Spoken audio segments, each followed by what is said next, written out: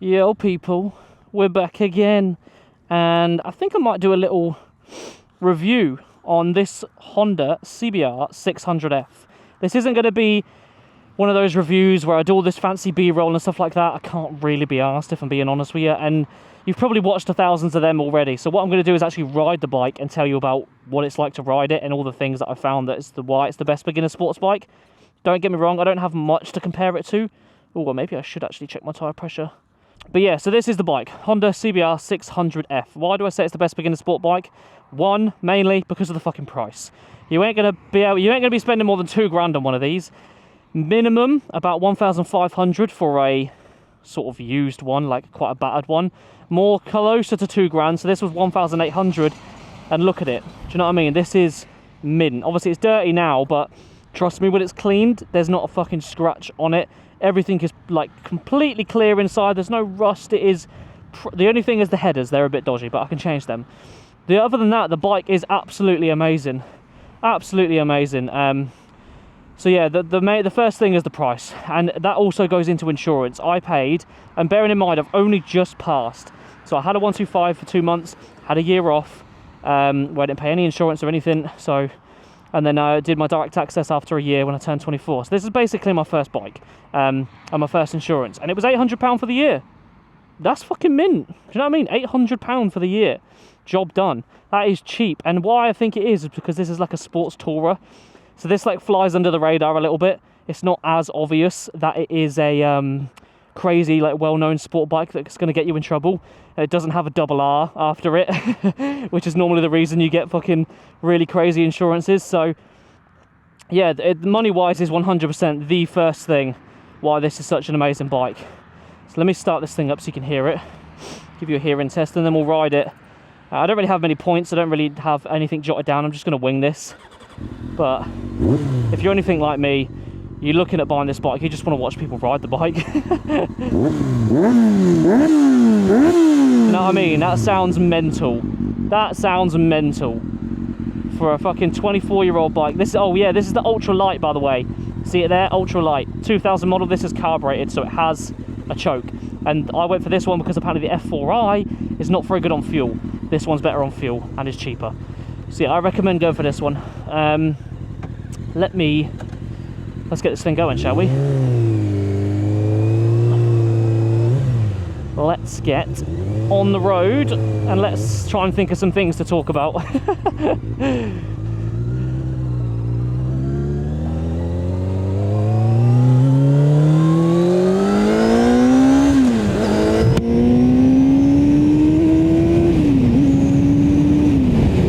And I guess the main one you could talk about is it powerful? Yes, it is. This bike is quick. This bike, from my experience in a hypothetical world playing a game, gets to about 145, and then there's still about 4,000 revs left. So you can sort of speculate where you think it could go. I estimate about 160 in a hypothetical game world, but it's quick. But the good thing about it, and why it's a good beginner sports bike, is because it doesn't give you that until about 6,000 RPMs, and even when it does, you still don't get the full power until you're at about 10. So you really, when I first got this bike, I hadn't ridden for a year. I was so scared. But it doesn't matter, because look at the gear I'm in right now. Ready? If I go crazy on the throttle, where am I going? Where am I going? Obviously I'm in 6th gear, but that happens in every gear. If you're below that 5,000 mark, this bike ain't going nowhere. It just bogs down and just doesn't give you anything, because you have to really, really go nuts if you want to actually get the power. So it's honestly in your hands whether you get into trouble or not, because it's not going to give you it unless you want it. So it's just about how you ride, really. But even if you do go nuts, it's not going to give you everything until the top end, so you're going to be fine. But when you do want it and you do get more comfortable, the power is there to keep up with people. I'm telling you, this bike will will keep up, if not go and wipe the floor with some newer 600s. Do you know what I mean? Like, I don't know what it is about these old bikes, but they just seem to outrun these newer bikes sometimes, and this is one of them. I've seen this against the Double R, and this catches it in one of the videos. It could just be the riders, but there's about 2 videos I've seen of these ones that I was trying to figure out if it was faster or not, where this bike pulls ahead. This bike is powerful, guys. It's not a fucking joke. I don't know what it is about these older bikes, but it is just so sick. Next thing I can think about to talk about is comfort. I am so comfy on this bike because it's a sports tourer, the 600F. It's not like crazy like this sports bike. I'm literally sat up right now. I'm sat up. Obviously I'm one-handed it. If I was to two-hander it, I'd have to move from here to here. There's literally, I'm not even moving over. There's no weight in my wrists. Ready? I could take my hands off without even moving my head or moving my body. I could just take my hands off because I'm literally not even leant over. I'm basically sat upright. If there was a shadow I could show you, but there's not.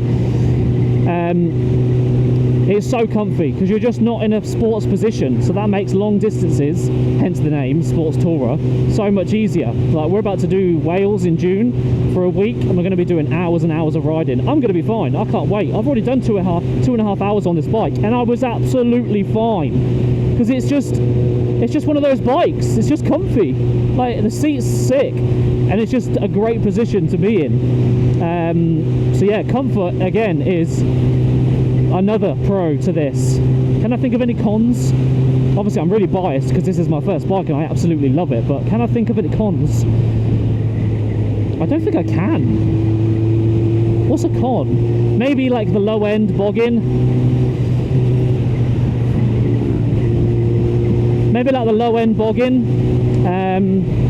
Sometimes, and because it's carbureted, it's a little bit like they fall out of line sometimes after a while and you have to get them retuned. I guess that's it. Like, I can't actually think of many cons that I'm like, oh, I fucking hate this about this bike. Don't get me wrong, I've only had it for 4 months. I'm sure I'll come up with some.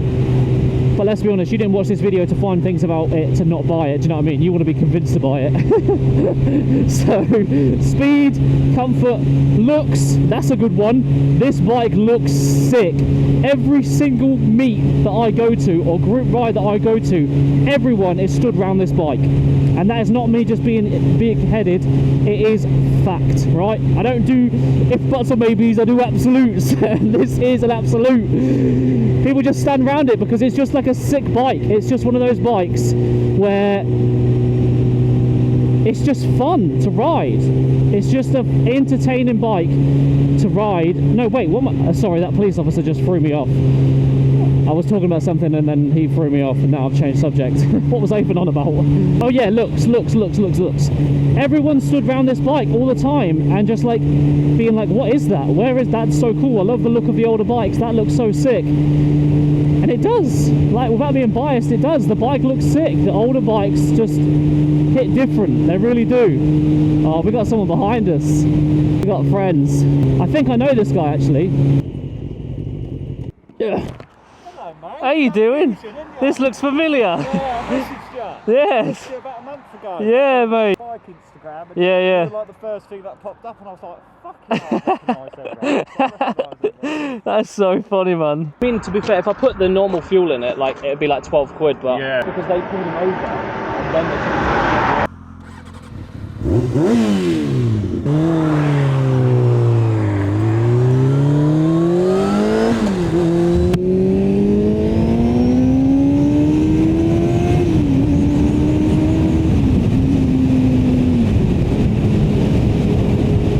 That's so random. Just bumped into a guy that follows me, turned around to come say hi. That's so sick. That's so funny meeting you guys, man. Everyone lives around here, it's hilarious. We all live in the same shitty town. I love it. Love it, love it, love it, love it, love it. Anyway, I'm on my way home now. The fucking helmet.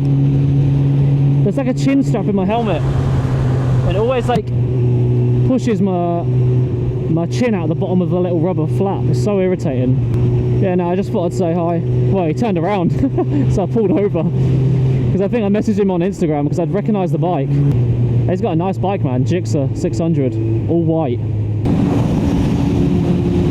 See you, mate. Oh, we're going the same way. That's awkward. I hope he doesn't think I'm following him. Oh man, that was cool, man. Yeah, guys, if you ever see me out, wave me down, because I'm down to pull over and meet you guys. It's so sick. Nice little breeze. Sun's coming down, so I think I'm going to head back because I've got 30 miles, so I want to save my petrol over these next couple of weeks. That made no sense. Over these next couple of weeks, so that I've got plenty of content to put out on this last tank of fuel. So yeah, I'll head back now, and then I'll start getting these videos out for you. But yeah, thanks for watching, guys. It's just weird, man, because I see the numbers and then I see you in real life because you all live around me. It's just cool. But yeah, I appreciate it. Consider subscribing. We're nearly monetized, guys. We're gonna make this shit happen. This is gonna be my job right here, and you can do the same. All right, get a camera, get a mic, Insta360 One RS, Purple Panda mic, chin mount, start posting videos. You never know where it could go. Anyway, see you guys later. Hope you enjoyed the video.